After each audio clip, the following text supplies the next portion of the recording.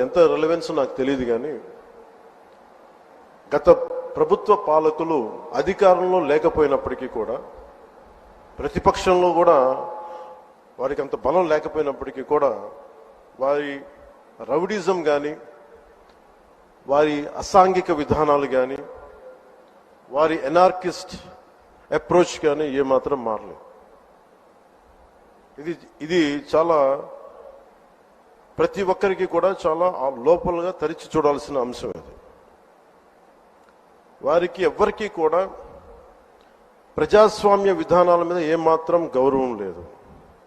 Police అధికారులు వాళ్ళు తప్పులు చేసే పోలీస్ అధికారులు వాళ్ళని అరెస్ట్ చేసి నిలువరిస్తే మటుకు మేము వెంటాడతాం, మేము will hunt you no matter where you are, మీరు ఎక్కడ విదేశాల్లో ఉన్నా వెంటాడతామనే ఈ స్టేట్మెంట్స్ చాలా ఇబ్బంది కలిగిస్తూ ఉంది. ఇది వారికి సందర్భంగా తెలియజేస్తా ఉన్నాం. ఇది ఈ గవర్నమెంట్ నారా చంద్రబాబు నాయుడు గారి నాయకత్వంలో కూటమి ప్రభుత్వం ఇలాంటి అసాంఘిక చర్యల్ని ఏమాత్రం సహించం.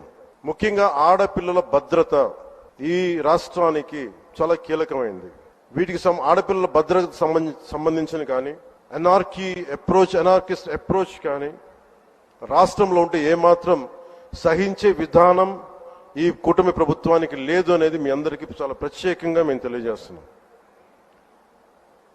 వారికి కూడా బెదిరించే వాళ్ళకి ఈ సందర్భంగా ఒకటే తెలియజేస్తున్నాం, గొంతుకులు కోస్తాం, కుత్తుకలు కోస్తాం ఇలాంటి నినాదాలకి భయపడే వాళ్ళం ఎవరూ లేము ఇక్కడ.